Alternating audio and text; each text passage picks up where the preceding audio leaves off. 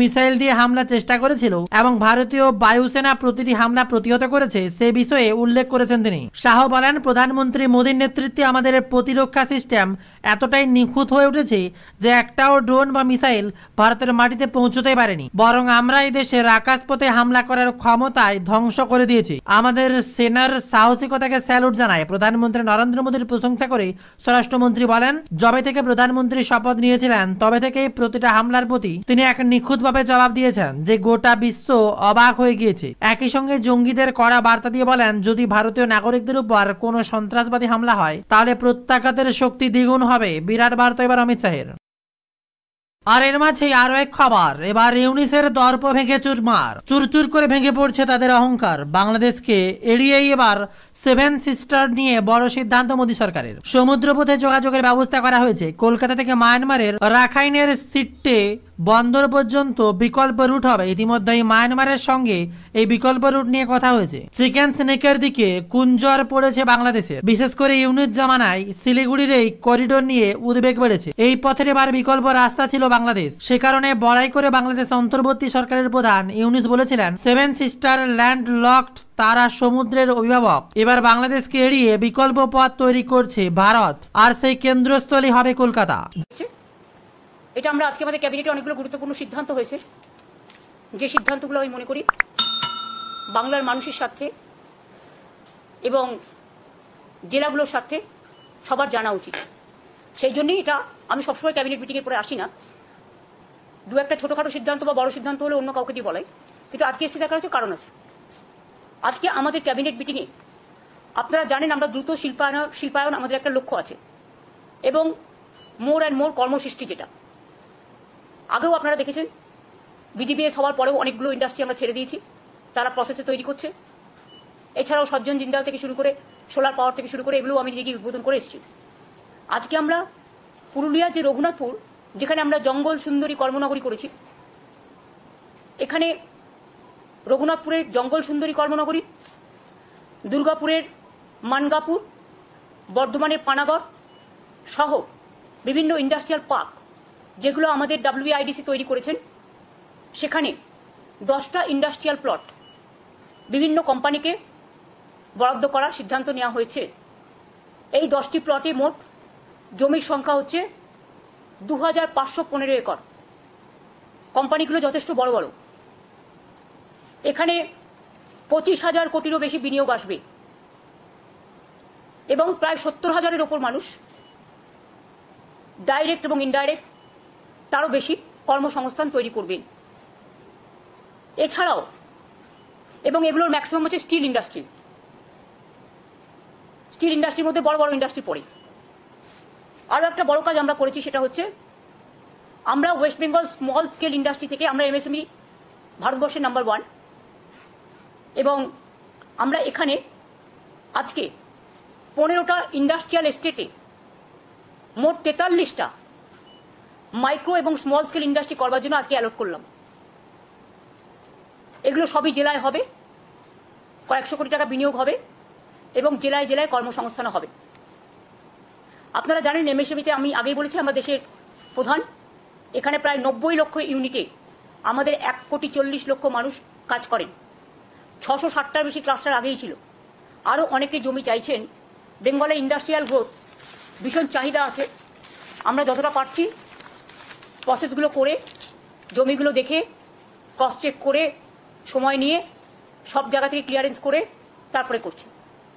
এছাড়াও আপনারা জানেন যে আমি বলেছিলাম যে আমরা 23টা জেলায় সেলফ হেল্প গ্রুপের নিজের কাজ বিক্রি করবার জন্য আমরা 23টা জেলায় 23টা শপিং মল করব। শপিং মল বা big market this type of. Government 1 acre জমি বিনা পয়সায়, প্রাইভেট পার্টি তারা বিল্ডিং করবে এবং সেখানে 2টো ফ্লোর আমি জমি দিচ্ছি বলে আমাদের সেলফ হেল্প গ্রুপকে বিনা পয়সায় দিতে হবে। 2টো ফ্লোর আমরা পুরো সেলফ হেল্প গ্রুপ লোকাল জেলায় যে জিনিসপত্রগুলো হাতে তৈরি করেন তারা অনেক সময় মার্কেট পান না, এটা পার্মানেন্ট একটা মার্কেট পেয়ে যাবে। 23টা জায়গার মধ্যে 23টা জেলার মধ্যে আমরা আজকের নিয়ে আমাদের 23টার মধ্যে 11টা জায়গা আমরা ক্লিয়ার করে দিয়েছি। এরপরে প্রসেস হচ্ছে যা যা সিস্টেমে হবে সেগুলো হবে। আরও 12টা প্রসেসে আছে। এটা হয়ে গেলেও সব জেলাগুলো কভার হয়ে যাবে। আজকে যে জেলাগুলো ক্লিয়ার করা হয়েছে, পুরুলিয়া জেলা, দার্জিলিং জেলা, বাঁকুড়া জেলা, কুচবিহার জেলা, হাওড়া জেলা, জলপাইগুড়ি জেলা, ঝাড়গ্রাম জেলা, মুর্শিদাবাদ জেলা, পশ্চিম মেদিনীপুর জেলা, উত্তর দিনাজপুর জেলা, বাদবাকি জেলাগুলোতেও প্রত্যেকটা হবে। আশা করি আগামী নেক্সট ক্যাবিনেট মিটিংয়ে অন্যান্যগুলো আমরা নিয়ে আসতে পারবো। এছাড়াও দীঘায় যেহেতু একটা জগন্নাথ ধাম হয়েছে বড়, ওখানেও অনেকে কেনাকাটা করতে চায়, বা ইন্টারন্যাশনাল ন্যাশনাল মার্কেট আছে, স্টেটের মার্কেটও আছে, লোকাল মার্কেটও আছে। ওখানেও একটা ভালো জমি আমরা খুঁজছি, পেয়ে গেলে ওখানেও একটা বড় বাজার আমরা তৈরি করে দেবো। এছাড়াও আচ্ছা, মাইক্রো তো বলে দিচ্ছি। তাছাড়াও আরেকটা আছে, যেটা হচ্ছে আমরা বলেছিলাম যে বিশেষ করে গ্রুপ সি গ্রুপ ডি যারা মাইনে পরি পাচ্ছে না, তাদের সংসার চালাতে খুবই অসুবিধা হচ্ছে, এবং কোর্টে যেহেতু কেসটা পেন্ডিং আছে, সাবজুডিস আছে, আমরা রিভিউ করেছি, অ্যাপ্লিকেশন করেছি রিভিউয়ে। যখন কেস হবে তখন মাননীয় আদালত যা আমাদের আদেশ দেবেন সেভাবেই আমরা করব, কিন্তু ততদিন এই সংসারগুলো কি করে চলবে। তাই আমরা যে সিদ্ধান্ত আপনাদের জানিয়েছিলাম একটা মিটিংয়ে, যে আমরা গ্রুপ সিকে আমরা এর জন্য একটা স্কিম তৈরি করেছি। কারণ এখানে তো কথায় কথায় পিল খায় সব, পিল খেয়ে মানুষকে কিল দেয়, বাংলায় ওয়ার্ড, আমি ইংরেজি ওয়ার্ড বলছি না। খেতে দেওয়ার ক্ষমতা নেই, কিল মারার গোসাই প্রবাদ। কাজে গ্রুপ সি ও ডিদের জন্য বেতন অনিবার্য পরিস্থিতিতে কোর্টের অর্ডার অনুযায়ী বন্ধ হয়ে যাওয়ায় তাদের সংসারগুলো অনেক প্রবলেমের মধ্যে আছে।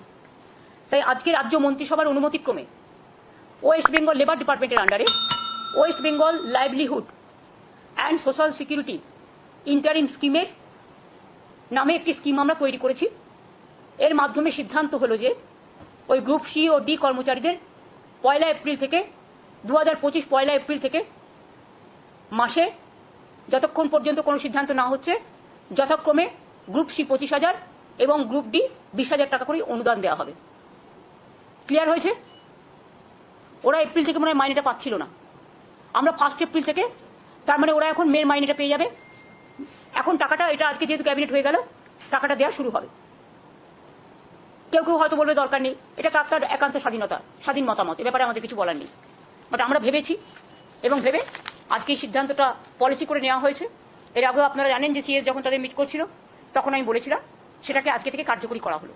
জানা গিয়েছে চিকেন স্নেকের বিকল্প হিসেবে মায়ানমারের সড়ক পথ ব্যবহার করে 7 সিস্টার্স বা উত্তর পূর্বের সঙ্গে সংযোগকারী ট্রানজিট রুট তৈরি করা হবে। ইতিমধ্যেই কেন্দ্র ব্লুপ্রিন্ট তৈরি করে ফেলেছে। তবে কোথা দিয়ে তৈরি হবে বিকল্প রুট? ইন্ডিয়ান এক্সপ্রেসের প্রতিবেদন অনুযায়ী শিলং থেকে অসমের শিলচর পর্যন্ত 4 লেনের জাতীয় সড়কের প্রস্তাব দেওয়া হয়েছে। 167 কিলোমিটারের জাতীয় সড়ক জুড়বে মায়ানমারের সীমান্তের কাছেই অবস্থিত 5 গ্রামকেও। National highway and infrastructure development corporation লিমিটেডের রাস্তা তৈরির দায়িত্বে থাকবে। অন্যদিকে সমুদ্রপথেও যোগাযোগের ব্যবস্থা করা হয়েছে। কলকাতা থেকে মায়ানমারের রাখাইনসের সিট্টে বন্দর পর্যন্ত বিকল্প রুট হবে। ইতিমধ্যে মায়ানমারের সঙ্গে এই বিকল্প রুট নিয়ে কথা হয়েছে। বিকল্প রুট একবার তৈরি হয়ে গেলে 8.5 ঘন্টার রাস্তা 5 ঘন্টা অতিক্রম করা যাবে। আর অপরদিকে আরো এক বিশ্ব কাঁপানো খবর। তৃতীয় ধাপে এসে মিস 101তম স্যাটেলাইট লঞ্চে খারাপ খবর শোনালো ইসরো। 1710 কেজি এই স্যাটেলাইট উচ্চ রেজুলেশন ছবি ও তথ্য লাগাতার পাঠাতে পারত মহাকাশ থেকে। 5 বছরের জীবনকাল ছিল এই স্যাটেলাইটের। মহাকাশে আবার নিজের দাপট দেখাতো ভারত, আর একটুকুর জন্য তা মিস হলো। রবিবারই ভোরে ইসরো উৎক্ষেপণ করে নয়া স্যাটেলাইট ইসরো 09 কিন্তু তৃতীয় ধাপে এসে গোলযোগ হয়। অল্পের জন্য লক্ষ্য মিস, নির্দিষ্ট কক্ষপথে পৌঁছতে পারেনি ওই উপগ্রহ। একটা ইসরোর 101তম স্যাটেলাইট উৎক্ষেপণ অভিযান ছিল। সফল হলে দেশের প্রতিরক্ষা থেকে জলবায়ু পরিবর্তন একাধিক কাজে সাহায্য করত এই স্যাটেলাইট। এদিন ভোর 5টা 59 নাগাদ অন্ধ্রপ্রদেশের সিওরিকটার সতীশ ধাওয়ান স্পেস সেন্টার থেকে ইসরোর আর্থ অবজারভেশন স্যাটেলাইট EOS-09 উৎক্ষেপণ করা হয়। Polar satellite